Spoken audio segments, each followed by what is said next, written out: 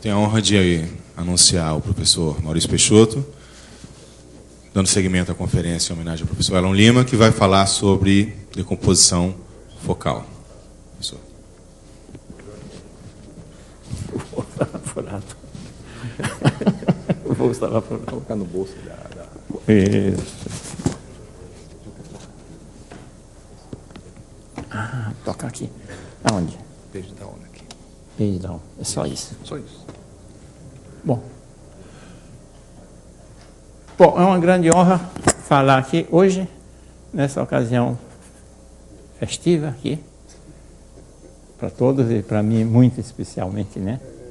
Porque ela é uma figura que eu conheço no IMA desde sempre, antes do IMA. Desde o dia, pois é, de modo que... Primeira pessoa que eu vi. Pois é, de modo que eu sou duplamente satisfeito por isso, né? E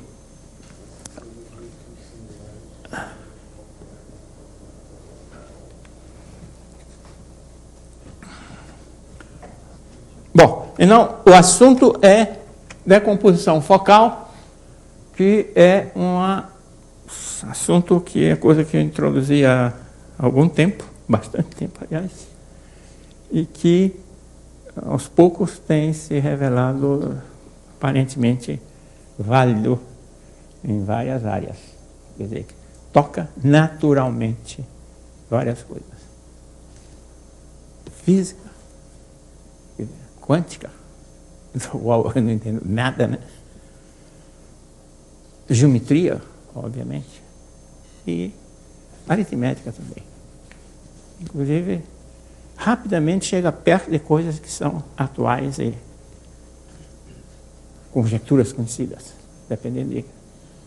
Enfim, me parece uma coisa válida. E a origem é muito simples, é uma coisa extremamente simples. Quer dizer, você tem uma equação de segunda ordem, e você tem dois pontos, e você procura saber quais são as soluções que passam das duas pontos. Como isso é muito difícil, eu fico na parte mais fácil, a mais facilmente percebível, que é quantas soluções tem. O meu negócio são o número de soluções, e não exatamente quais são. Que, na verdade, a prática aqui é... Isso surgiu com a equação de Euler no cálculo das variações. A equação de segunda ordem é aquela, que eu suponho que seja a forma normal, resolvida em relação à derivada mais alta ordem. E, então, você tem essa situação. Esse problema surgir naturalmente, de uma maneira simples. O problema é de saber quantas soluções tem. Quer dizer, um ponto... Quer dizer, você tem dois pontos, você tem T1x1, T2x2, quer dizer, você está trabalhando um R4. Você tem a cada ponto R4, eu vou associar um inteiro número de soluções, que pode ser zero ou até infinito também. Então, feito isso, você tem que... Definição, quer dizer, pega um par de pontos, eu associo a ele o número de soluções. Exatamente, número, quer dizer, o número exato de soluções. E então, dessa maneira, quer dizer, cada ponto do R4 tem um inteiro, tem um número, então eu vou pôr no mesmo saco todos os pontos aos quais foram associados esse inteiro, o número de soluções do problema analítico competente. Se você fixa, é o Big Sigma, né? Se você fixa o ponto T1, fixa um dos pontos, então a restrição corresponde ao pequeno sigma, corresponde àquele ponto inicial. Para cada ponto inicial do plano, você tem essa coisa. E se quiser, e combinando essas assim, você pode fazer para cima de uma maneira simples, não tem problema. Tendo todos os pequenos sigmas, você terá todos os big sigmas também. Bom, então isso é chamada equação, decomposição focal da equação 1 em relação ao ponto base T1x1. Muito bem. Agora, exemplo. super trivial. X2 pontos, é tudo, tarará, existe uma informação de solução, quer dizer, é tudo um, exceto a origem. Exceto a origem. Que a gente diz que é infinito por razões facilmente compreensíveis. Você tem x2 pontos mais x, A sendo x mais B, A sendo T mais B sendo T. Então, as soluções são todas periódicas, passando pela origem, tudo passa no zero, vai lá para cima, volta, passa no π, depois volta, tá? E então, de modo que você tem π, 2π, etc., são todos infinitos. No zero, ele é infinito por definição. Bom, que foi uma razão para dizer que é zero ou qualquer outro número. Então, isso é coisa da introdução desse troço. Bom, não vou entrar em detalhes, mas você pode dizer muito bem, você faz essa decomposição, e o que é que quer dizer isso? O que é que, se você não for capaz de dizer nada, se diz só isso, você não diz nada, né? Não é trivial você dizer qualquer coisa importante, quer dizer, que faça sentido. Isso essencialmente deriva de um fato que eu já tinha demonstrado antes dessa definição, que quando você transforma a equação de segunda ordem em equação de primeira ordem, você tem no R3, então você satura o eixo dos U's, transforma a equação de segunda ordem no plano de primeira ordem no espaço, e você tem, então, essa decomposição focal aparece naturalmente como uma projeção de uma superfície sobre o plano TX. Quando você tem multiplicidade I, então aquele ponto no plano TX pertence a sigma I. Esse é o critério. E, então, eu fiz um paper com o Tom exatamente a esse propósito, porque ele verificou, disse, bom, mas isso aqui está na luva, enfiada um teorema de Hironaka, complicado, que aparece na dessingularização e que diz que, nesse caso aqui, se uma certa projeção for própria, se você constrói uma certa variedade a partir da equação diferencial, se uma certa decomposição for própria, então esses sigmas decompõem o espaço competente no plano little sigma ou big sigma existe uma estratificação de Whitney analítica. Isso é o melhor que você pode esperar em matéria de estratificação. A estratificação de Whitney. Perfeita. Quer dizer, com isso você trabalha, você intercepta tudo e tudo funciona. Quer dizer, é a coisa... Então, se uma certa aplicação for própria, existe uma estratificação de Whitney tal que cada sigma I é a união localmente finita de estratos dessa estratificação. Em resumo, você não deve esperar, no caso analítico, qualquer coisa complicada demais. De Cantor 7, não tem nada disso. No caso analítico, que é o caso que... Bom, e, simultaneamente, quer dizer, nesse paper nós fazemos também aquela... Tem uma... Mostrar aí. Uma reguinha. Como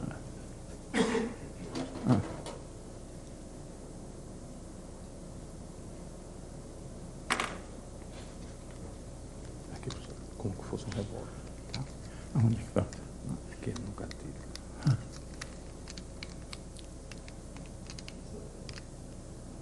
Bom, por exemplo, essa você tem o pêndulo, equação do pêndulo, x2 pontos mais seno de x igual a zero, que é a equação do pêndulo, em que isso aqui é o eixo do t, o eixo do x, e você tem o sigma 2, sigma 4, esses sigma indicados por aí, que é uma decomposição, um negócio bacana, bastante bom, simples, quer dizer, complexo, né, mas bem nítido, né, uma coisa bem nítida.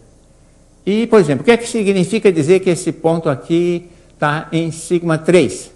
Significa dizer que você pode quicar o pêndulo, que supondo que ele está na posição mais baixa, de 3 maneiras diferentes para atingir esse ponto. Análogo aqui, sigma 7. Existem 7 maneiras distintas de dar velocidade inicial no pêndulo, de modo que você passa pela origem e vai dar origem naquele tempo. É isso só que diz, quer dizer, só que isso não sugere nada, né? É um negócio assim, pelo menos aparentemente isso não... Isso é tudo ordenado, é um negócio, é uma coisa muito bem caprichada, etc. Bom, entretanto,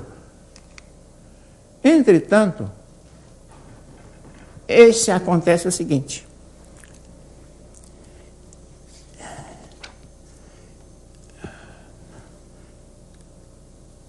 Isso é o paper com tom. Tem que virar aqui, não aqui.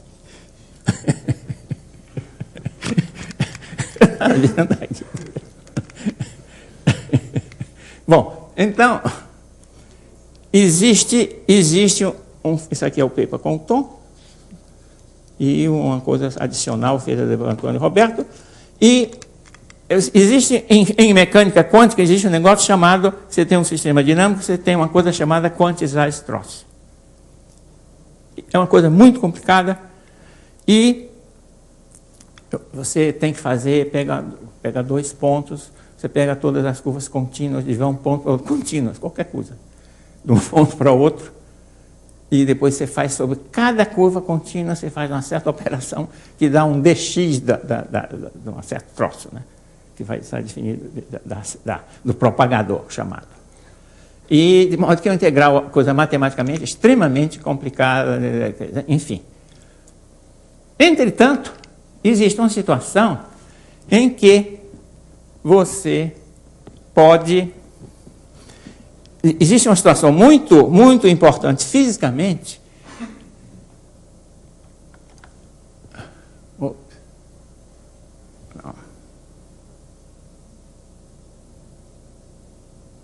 Quero voltar.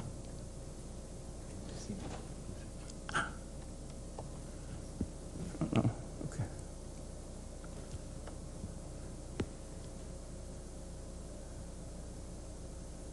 Bom. Sempre claro depois. Bom, então, existe uma situação muito importante, que é chamada semiclássica, em que a quantização, em vez de você considerar todas as curvas contínuas que vão de um ponto a outro, você considera apenas as trajetórias do sistema dinâmico que vão de um ponto a outro. De modo que, então, você cai direto na decomposição focal. Porque é exatamente o que você precisa. Quer dizer, a decomposição focal é um pré-requisito natural para a quantização semiclássica. E então surge imediatamente como fazer isso para a equação do pêndulo. E isso está em andamento. Quer dizer, passou um tempão que esse negócio está rolando aí, mas tem o Aragão, que é um físico, que eu acho essencial para tratar desse negócio, tem que saber que é um físico. E está andando essa coisa, está tocando essa coisa. Com 2 portugueses, e o Aragão e eu. Bom.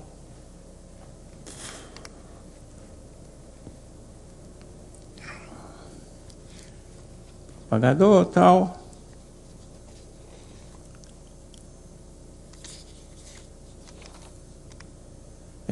Aparece naturalmente um pré-requisito, etc. Isso já foi... Aliás, essa observação eu fiz já no paper que eu fiz aí numa conferência que houve em Campinas. E é isso aí.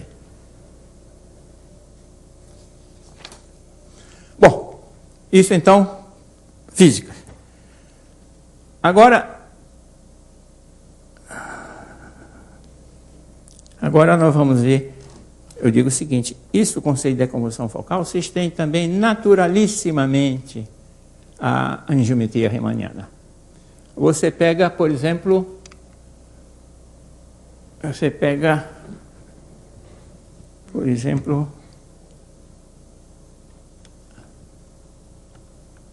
isso. Decomposição focal em geometria riemanniana. Como é que a gente faz isso? A gente faz isso, é uma coisa natural. Você pega uma variedade, M,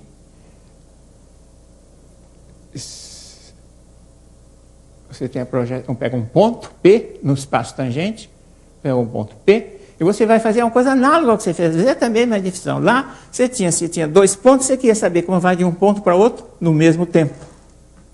T1, de T1 a T2, vai no mesmo tempo, todos os 2 pontos. Então, você pega o plano tangente em P na variedade, então você vai associar a cada ponto desse plano tangente um índice, quer dizer, um número, quer dizer, que vai ser o número de análogo às soluções que passam pelo ponto. Você associa um número de que maneira? Você faz o seguinte, você pega um vetor aqui, você vai associar a ele, pega entre todos os outros vetores, começando em P, e com o mesmo comprimento de V1, você vai ver quantos são os outros vetores distintos de V1 que, quer dizer, eles começam aqui nesse círculo, quer dizer, estão à mesma distância, têm o mesmo comprimento, que tem a mesma exponencial que o V1. É exatamente uma generalização direta do que se faz, transparente. Bom, então você tem, então o índice é o número de geodésica de número dado, conectado ao ponto P a x ponto P de V. É um número. Então você pega, novamente, você põe no mesmo saco todos os números. Tá certo?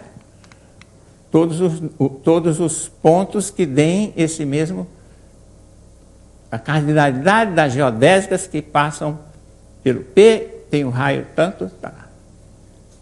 Então você tem o índice, e então você deu exatamente o sigma i, a sigma i do ponto, a cardinalidade dos V's, a totalidade dos V's, pertencente às tangentes, que tem o mesmo índice i. Tá? Então, o big sigma é a soma dos pequenos, e então, eu já tinha que a plano tangente em P, TP de M é a soma dos sigmas, relativos ao ponto P.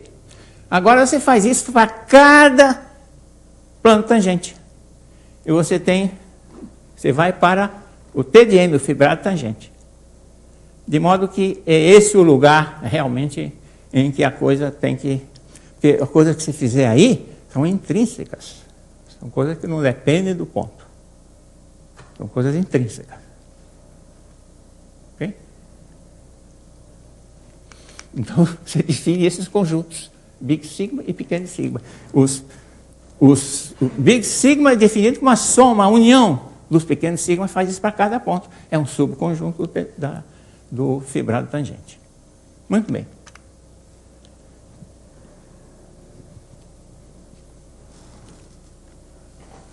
Bom, levando isso, tocando esse bonde aí, então, com Kupka, mostramos que, novamente aqui, tanto o pequeno sigma quanto o big sigma dão lugar a uma estratificação se os dados forem analíticos. Se os dados forem analíticos, isso dá lugar a uma estratificação de Whitney, novamente, em que cada sigma é a união de estratos dessa classificação. Isso, aliás, é exatamente o que acontece no caso do sigma 2, é a união de 4 estratos. E o simétrico, que vai de tudo para o lado para tempo negativo. De modo que, então, aliás, aqui é uma vantagem, a situação é mais simples. A situação é mais simples no caso da variedade, porque isso é sempre, se for analítico, existe sempre essa estratificação de Whitney. No caso da equação diferencial, não é exatamente assim. Se uma certa aplicação for própria, coisa equivalente para variedades, sempre essa aplicação é própria, de modo que você tem sempre uma estratificação. Quer dizer, sempre esses conjuntos são essencialmente união de coisas localmente finitas, de variedades perfeitas, são retas, planos, etc. Variedade aberta, tudo. De modo que então você tem assim um negócio, existe essa coisa, né? E aliás, mostra-se, é possível mostrar, que, também derivando do fato de ser analítica, que, por exemplo, se você fixa um ponto P, faz a decomposição focal, então, no caso analítico, o sigma-1 domina tudo, no sentido, ele tem full measure, tem a medida de tudo. Os outros todos têm medida nula, em termos de medida. Isso é uma coisa que simplifica e que orienta bem as coisas, né? É uma situação... Novamente, não tem possibilidade de aparecer conjunto de campos. E a superioridade disso, no caso da equação diferencial, a equação diferencial é um negócio, é muito complicado demais, né? O fato que você tem exceção, né? Quer dizer, não tem... É muito excepcional, muito difícil de fazer uma teoria boa assim.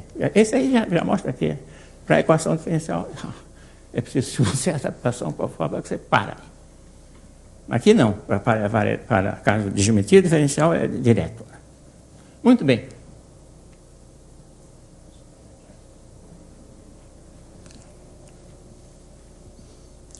Bom.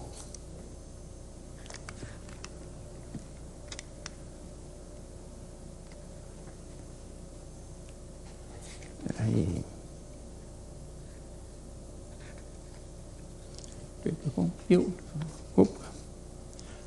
Isso aqui é uma coisa que vale a pena mencionar, deu um trabalho enorme, né? Que é o seguinte, né? Se você pode resumir o seguinte, se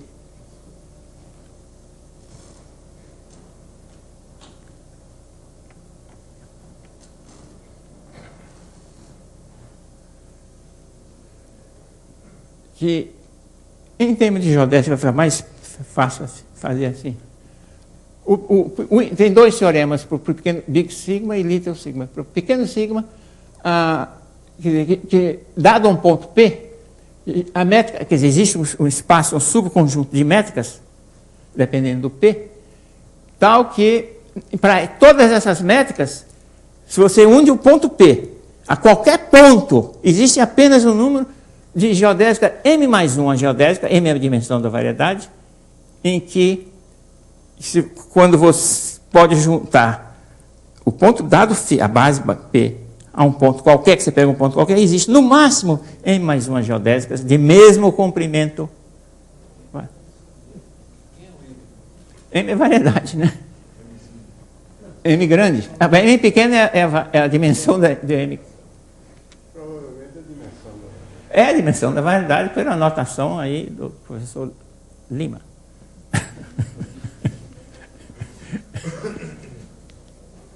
Está certo, é uma anotação bastante...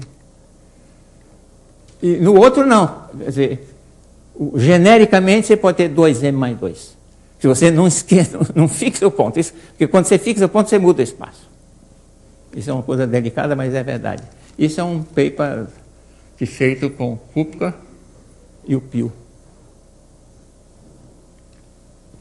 Entre outras coisas, quer dizer, essencialmente isso é coisa, então você tem um conceito de estabilidade que eu não vou tocar muito aqui para tocar. Tem alguma coisa sobre estabilidade, mas não está nada assim.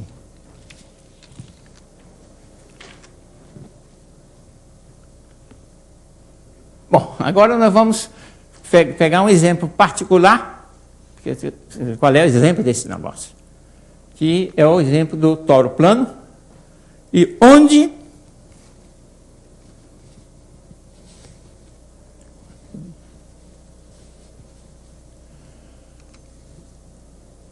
aqui a aritmética entra aí direto.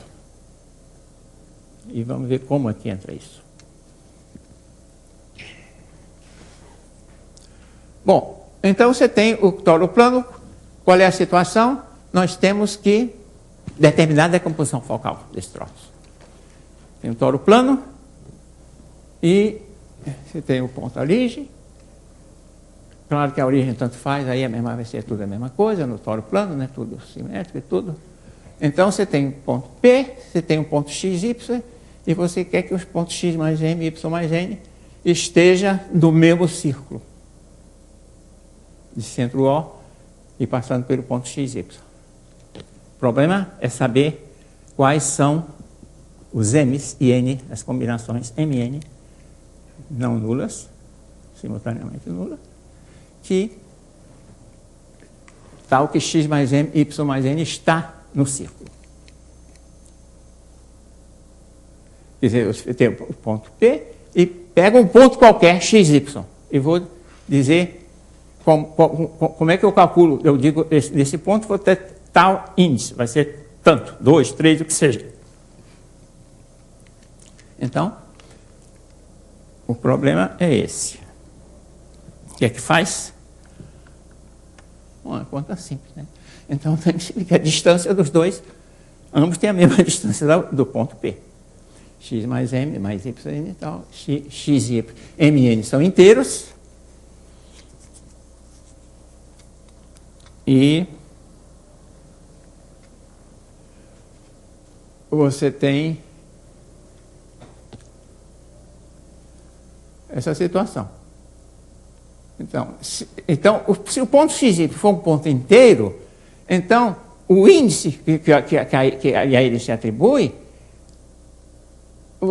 é exatamente a fórmula de Gauss que dá o número de soluções de uma equação x2 mais x2 é igual a um certo n. Tá certo? Agora, se x e y não for inteiro, então você tem que debulhar isso, o que é que dá? Você tem assim, você tem... Bom, quer dizer, resolver o problema, esse é um problema bem definido, aritmético, né? Você dá o x, y e pergunta quais são todos os mn's. Não é simples dar uma expressão analítica para todos eles. Você vê que é assim porque a gente vai fazer geometricamente e vê que não daria para ter uma expressão analítica. Muito complicado, se você quiser escrever analiticamente tudo isso, não dá jeito, né? Bom, mas o importante aqui já é o seguinte, né? Que esse aqui já sugere um problema, uma modificaçãozinha de um problema clássico. Se eu tenho x2 mais y2 igual a n inteiro, normalmente você quer saber quais são os inteiros que dão isso, né? Mas também você pode faz sentido. Quer dizer, dado um ponto qualquer,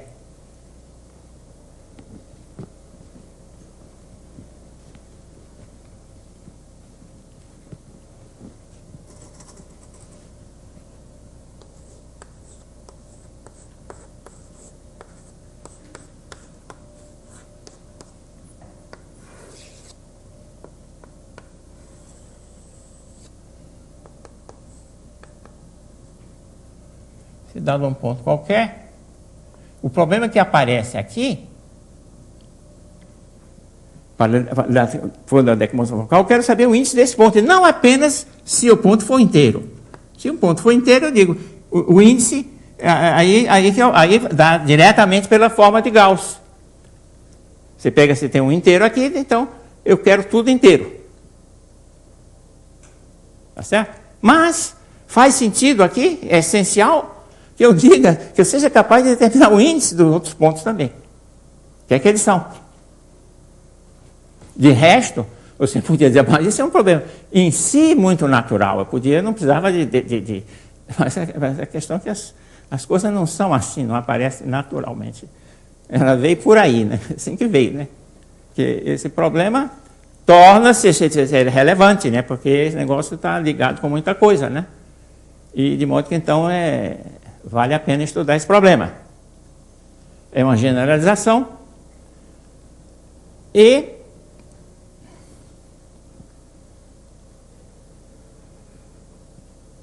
bom, o que se verifica aqui é o seguinte: se eu tiver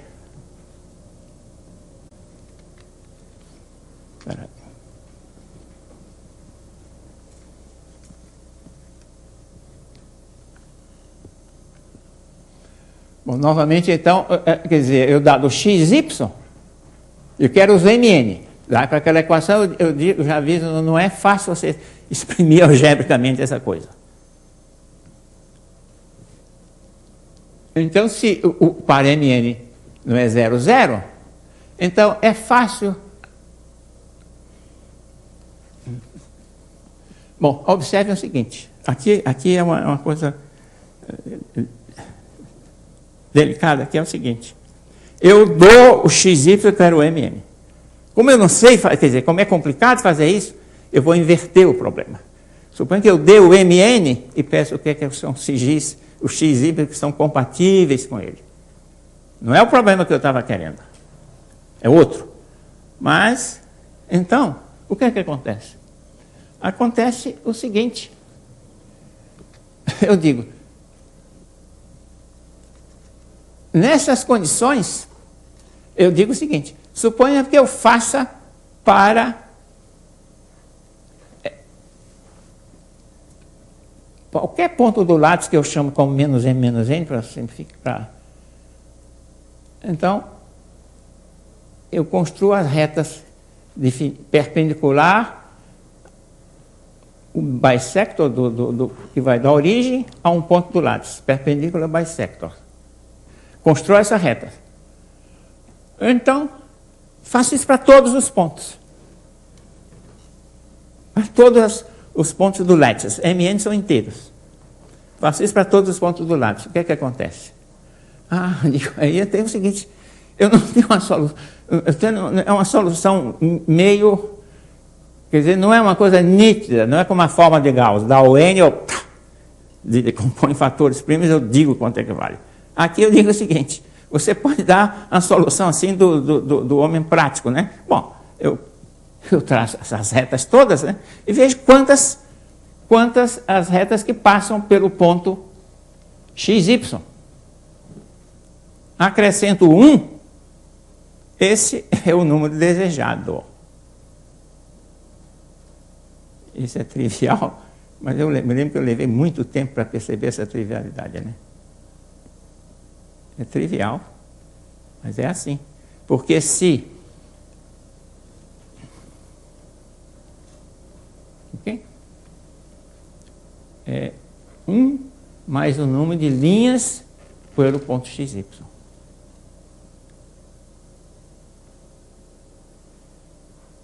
Tá certo?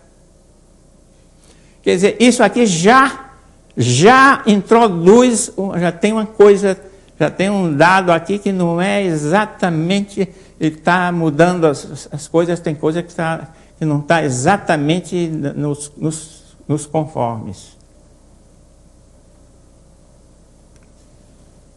Que é o seguinte, o número de soluções, agora, se eu traçar essas retas todas, quando eu quiser saber o número de soluções sobre um dado círculo, passando por um dado ponto, o que eu tenho que encontrar, você vê, é como é que essas retas se encontram.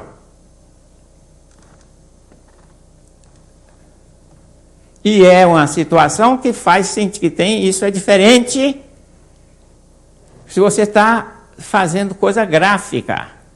Você olha na distribuição das retas, pô, isso aqui está cheio esse ponto aqui está quente, né? Tem várias retas se encontrando.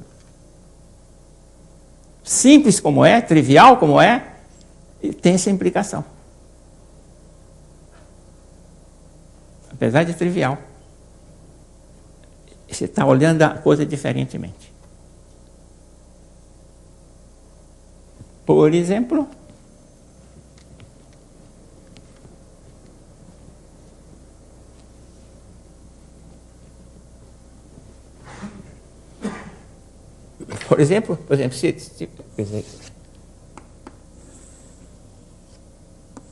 se aqui são os pontos.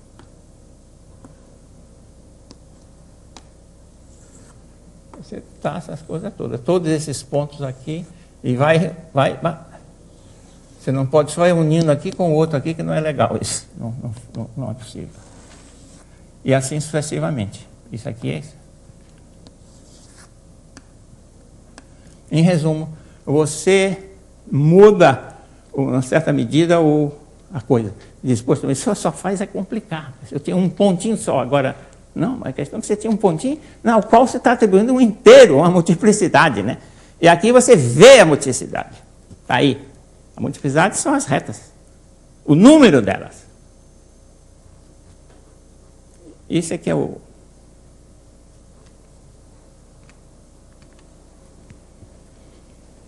Isso aqui é... Agora, já que...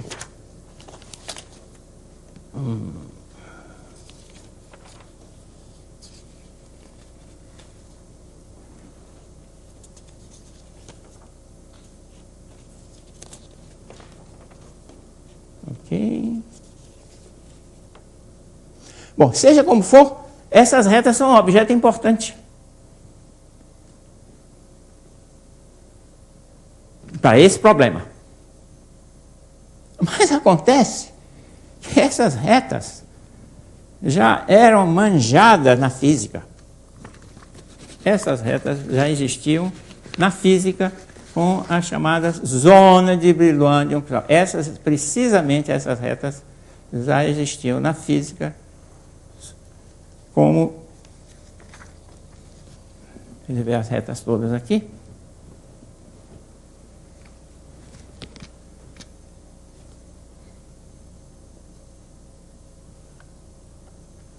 Aí elas. Todas retas. De uma certa faixa, né? Aqui você não distingue nada, né? Você pegar um círculo, o círculo, onde é que ele está?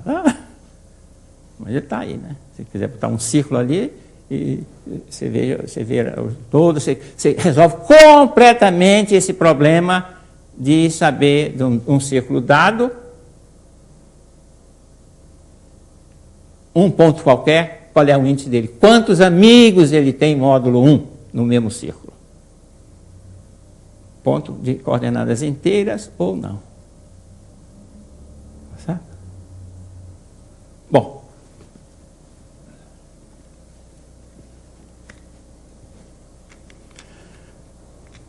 Agora,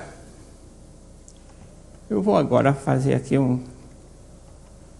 Está aqui, são as chamadas zonas de Brillouin, que elas são feitas compostas dessas retas exatamente, e que são algumas coisas clássicas na física do estado sólido. Exato e precisamente. É um cristal cúbico isso. Bom, isso... Bom, muito bem, mas isso...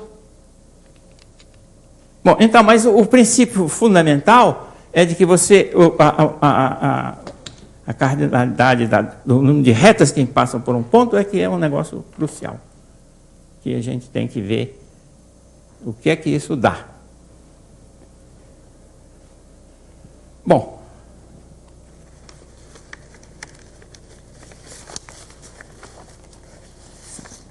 por exemplo, um resultado, o negócio está meio, um resultado antigo que eu tinha, essa é a primeira coisa que eu fiz em coisa de aritmética, é uma coisa que você tem uma equação.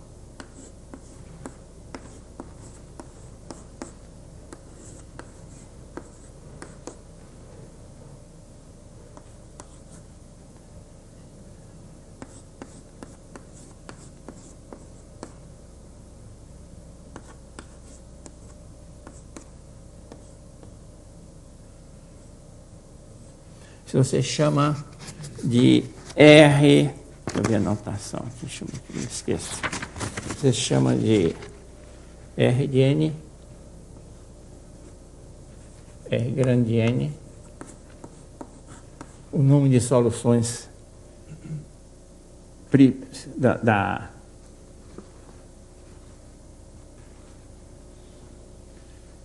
de gama de N,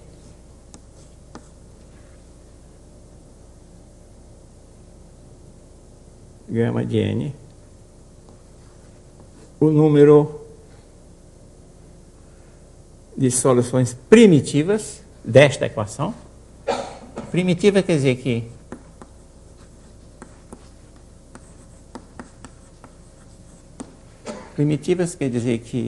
xy não tem fator comum. Então você tem se A e C são ímpares,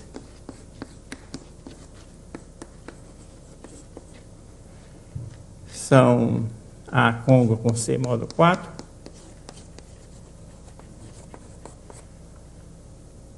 E são 100 fatores comuns, quer dizer, AC igual a 1.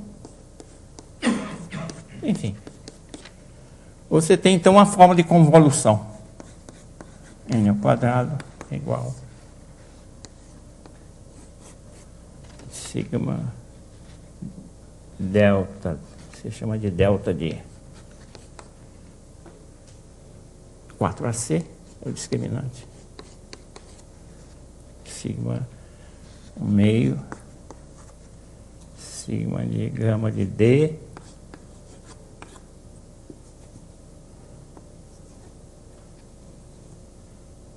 R delta N sobre D. Isso é uma fórmulazinha que é derivada exatamente usando essas coisas que eu disse sobre o substituir o número de soluções é o número de retas. Isso aqui é o D.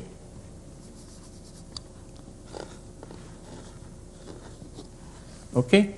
Você tem uma fórmulazinha dessa? Muito bem, que é uma forma que não... Isso é coisa relativamente...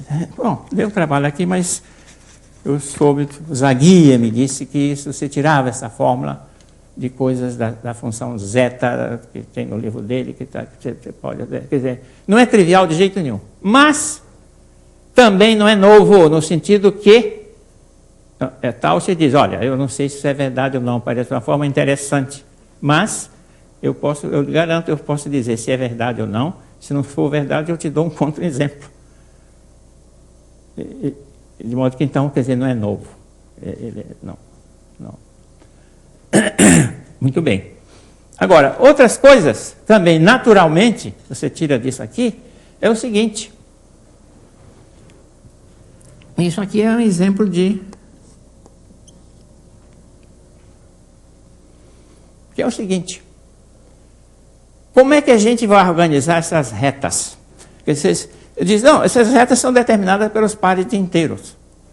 Então você faz todos os pares, mas como? Se eu quiser traçar 1000 retas, 1 milhão de retas, como é que eu faço? Como é que eu vou escrever esse negócio? O simples fato de você fazer uma escolha certa, dizer exatamente como é que você vai organizar essas retas, tem uma enorme diferença. Você pode fazer toda a diferença. Por isso, vou dar um exemplo disso. Que é o seguinte. Quem está controlando a hora aí? Ninguém? Tem quantos? 5 a 10. 5 a 10? Então tá bom. Vai lá. Fica por aqui, mas... É uma coisa interessante, que é o seguinte.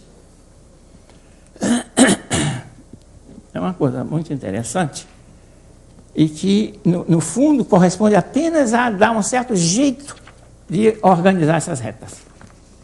Você tira uma fórmula aí bastante interessante, e ligando coisas aparentemente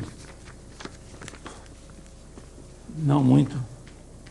Que é o seguinte, a coisa que eu quero tirar é o seguinte, primeira observação aqui, que, voltando aqui na...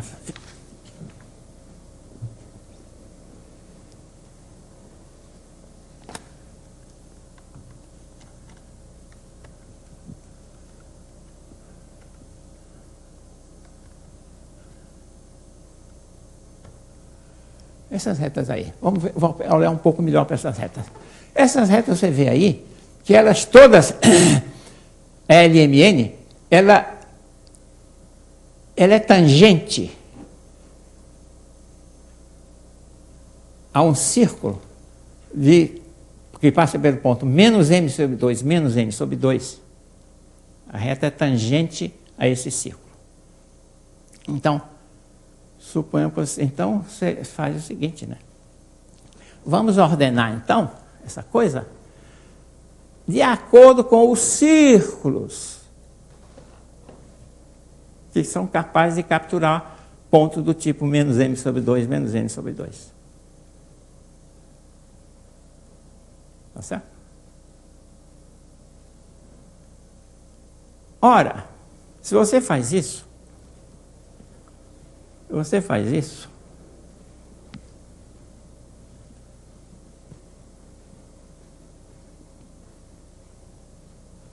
isso, quando é que uma reta LMN encontra um círculo X2?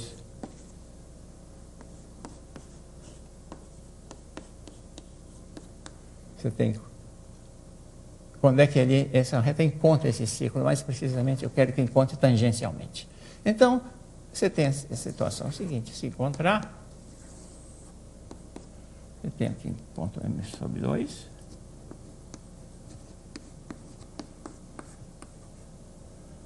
Menos n sobre 2. Então, você tem m2. Certo? É simples, é. m2 mais n2 é igual a 4n. Ora, então você pode fazer aqui no plano mn, digamos assim, mn, eu tenho, então tem que considerar isso aqui, m2 mais n2 menor ou igual que 4n. E isso é condição necessária do sustentamento, que uma reta encontra essa coisa. Para encontrar tangentemente, são os que interessam. Tá certo? Então, olha, há uma função clássica chamada, aqui da equação dessas, Ln, função de Landau-Ramanujan, de Ln, essa aqui, Ln é igual a cardinalidade nu dos pontos tais que x2, m2 mais n2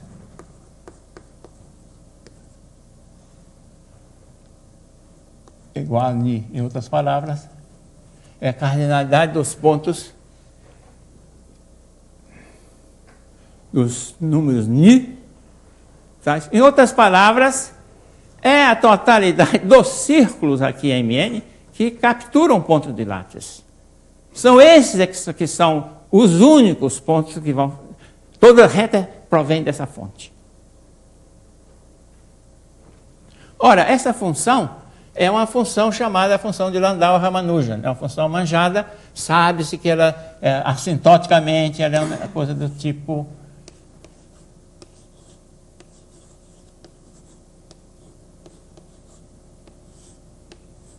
Isso, uma que corresponder foi uma famosa carta do Ramanujan para o Hardy, termina com essa estimativa. Que ele descobriu isso do nada, né? A função e a coisa assintótica, né? E, então, qual é a conclusão que você tira daqui? É o seguinte, muito simples. Quando eu faço essa operação aqui, quando eu capturei todos os pontos do Mn que contribuem para aqui, então eu vejo o seguinte, né? Quando eu passo isso aqui para o plano XY, né? E então, cada círculo desse, ele vem num círculozinho aqui, de raio menor, metade, né? Você está aqui no círculo N, raiz de N. De modo que você pega um ponto aqui, esse ponto, como se você está pisando só as tangentes, você está ordenando as retas por tangentes, você está ordenando dessa maneira especial por tangentes, então, a coisa é muito simples aqui. No máximo, cada reta, cada desse círculo que captura um ponto do Leds aqui, contribui com duas tangentes, no máximo. Conclusão, você tem Rn menor. Duas vezes, duas, porque cada círculo pode dar no máximo uma. Duas Landau, que é uma formulazinha interessante. E esse tipo de coisa assim. Essa fórmula, aliás, uma coisa, eu posso fazer essa mesma brincadeira com a equação, por exemplo, x4 mais y4. Posso fazer a mesma brincadeira. Mostra-se, isso aqui é uma coisa com pio. Um paper que está para aparecer, um paper aritmético no pio comigo. E tem essas coisas. Então você tem aqui uma fórmula análoga por argumentos diferentes. Aqui é uma diferença essencial. As retas aqui, o que era reta no caso da cônica, o que era reta agora aqui é uma cúbica, nesse caso. Cúbica caprichada, relativamente simples, tem duas assíntotas, 3 pontos em inflexão reais, e você tem a fórmula análoga Rn para essa aqui. Rn é o número de inteiros menor, duas vezes L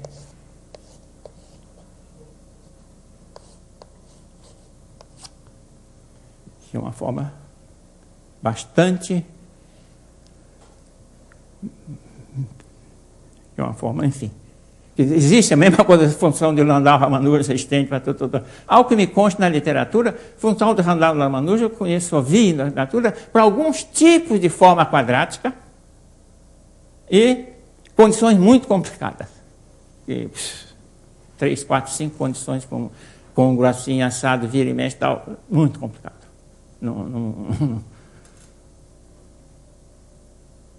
De modo que essa forma vale, isso é coisa com pio a ser feito. Bom, e finalmente, que eu acho que o meu tempo já realmente, eu não vou falar sobre um resultado que dá uma certa completa, dá uma versão diferente do teorema de Morstall. O teorema de Morstall, rigidez, o que é que diz? Diz que se você tiver duas variedades de curvatura negativa em dimensão n, né, de curvatura menos 1, especificamente.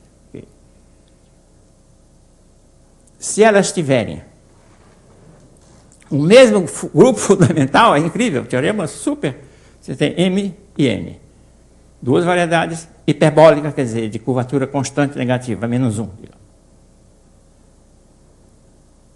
Se elas tiverem o mesmo grupo fundamental, ou seja, for o mesmo tipo de homotopia, então elas são isométricas.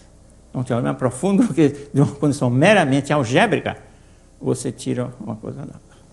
Bom, isso, recentemente, nós temos há um resultado. O que é que tem isso que ver com o teorema de Morstall? O teorema de Morstall, que o teorema de Morstall só se aplica para a dimensão maior ou igual que 3. Então, eu estou vivendo aí com... Nós fizemos um paper com Marco Martens e o Ferry Quackel, que virá para mim daqui no fim do ano, para pós-doc, em Warwick, e mostrou-se que você tem em vez do grupo fundamental, você usa um negócio muito mais complicado, que a gente assume que você tem duas variedades, a dimensão 2, porque o teorema de Morstall falha em dimensão 2, não tem. Agora, quer dizer, a gente tem um substituto que vale para todas as dimensões, inclusive 2. É o seguinte, para o caso de variedades de curvatura nula, Então, um resultado a ser, já está até submetido, da autoria do Marco Martens, do Félix Quacker e minha. A gente mostra que o invariante que a gente está querendo é a própria decomposição focal. Duas coisas são equivalentes sobre essa decomposição focalmente. Se eu ver no fibrado tangente, aí você usa o fibrado tangente, você vai ver uma aplicação do fibrado tangente que preserva a fibra e que preserva a decomposição focal, que são decomposições focais equivalentes, quer dizer, que tem decomposição, característica focal, quer dizer, todos os sigmas podem matar, aplica nos sigmas competentes, quer dizer, usando a decomposição focal completa, tudo que ela pode dar. Então ela dá isso. Ela dá que a decomposição focal caracteriza. Se tiver duas coisas com decomposição focal homeomorfa, elas são isométricas. E isso sugere a pergunta. Dá um exemplo em que isso falhe em algum lugar. Se não falhar, ou pelo menos nos casos que não falha, você pode dizer que você tem a decomposição focal é o retrato da métrica. Aquelas retas que eu mostrei, que era tudo reto, aquilo é a métrica euclidiana. É a métrica euclidiana. É claro que eu estou me restringindo no espaço das coisas de curvatura nula. Tudo bem. Mas aí provavelmente você passa. Isso não é possível ter aquela situação com curvatura diferente de zero. Enfim, são outros detalhes desse tipo. De modo que isso abre aí um campo nessa linha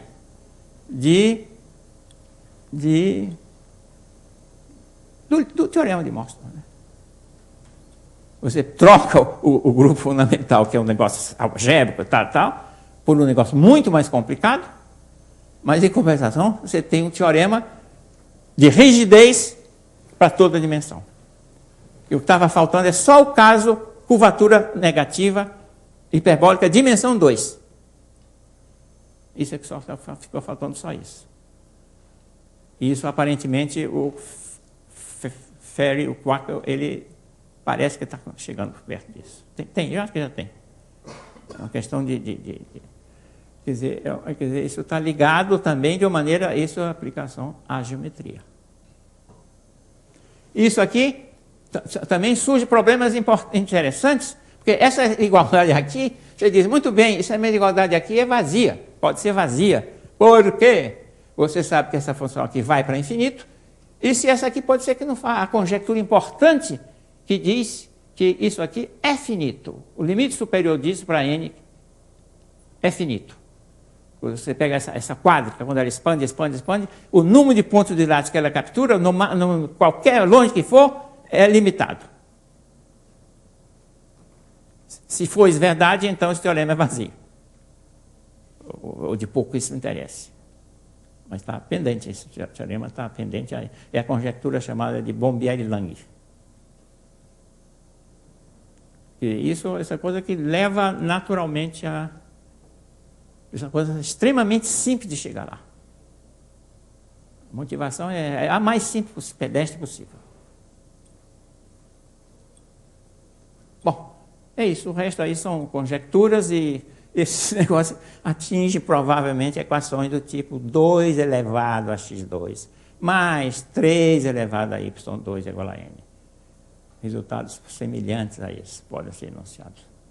E esclareço que essa fórmula daqui para x2 mais y2 é muito simples. Agora acontece o seguinte, né? Muito bem. Se você tem essa equação aqui, para essa equação aqui, você tem aquela forma de Landau-Ramanujan. Agora, se você tiver qualquer forma quadrática aqui, qualquer positiva definida, vale do mesmo jeito a Rn menor que 2 vezes, porque aqui é reta, mesma coisa, é círculo, é elipse, 2 tangentes, igual. Quer dizer, é geometria isso, mas toca com números também, são coisas, propriedades não triviais de números.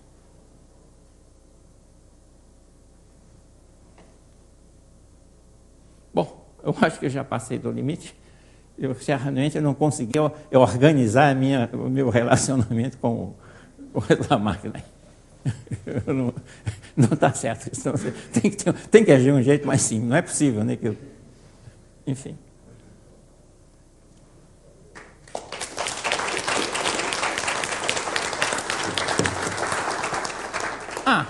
Completando aqui, voltando aqui ao nosso homenageado, né? Não, de maneira não trivial, doutor Lima. Eu falei no Mostov. O Mostov é um matemático distinto que foi o primeiro matemático que falou sobre matemática no estrangeiro, que falou durante um ano, passou um ano aqui. No tempo em que o INPA era menor, era talvez a metade dessa sala, é muito grande, era um oitavo dessa sala. Era um oitavo dessa sala. Certo, Aaron? Deu 2 cursos. Então, um grupo de Lee, Que você escreveu as notas, comecei a escrever. e outro de topologia algébrica, que eu escrevi as notas todinhas, mas não publiquei, pelo menos de sala. Estão as notas aí? Fala com ele para dizer que vai publicar. Não vale a pena. Não? Por quê? Isso era terrível. O quê? O curso era terrível? Ele explicou o seminário Cartan, Ah, que era só álgebra, do princípio ao fim, não tinha topologia nenhuma. sei.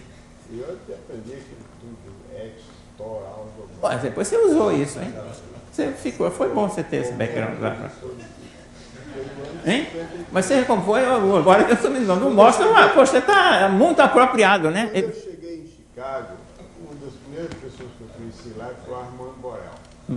Aí eu disse para ele que tinha feito um curso de topologia algébrica com o Mostra, ele deu uma baita de uma gargalhada. Mas estava aprendendo, né? Estava aprendendo, ele e eu. Só que depois eu tive que esquecer tudo aquilo. Pois é, de modo que então foi bem. Agora que eu me lembrei, poxa, eu mostro o Aaron na minha frente, como é que não. Morou um ano. Ali pertinho do Leopoldo.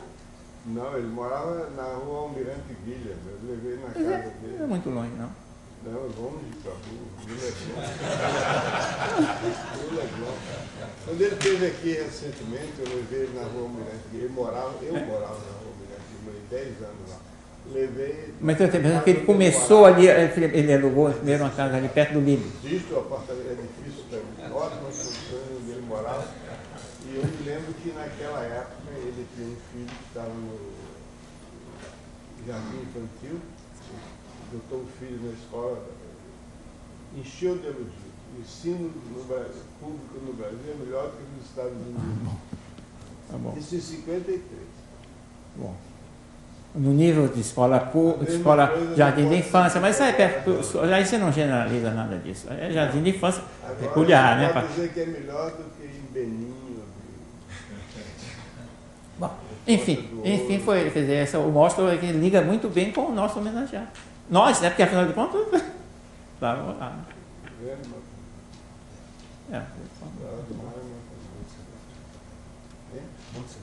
Muito bom.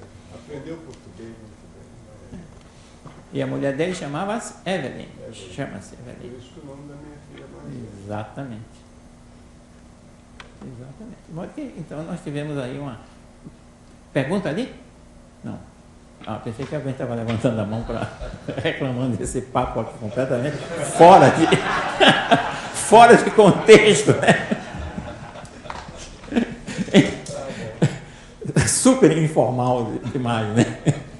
Muito obrigado, professor. Muito obrigado.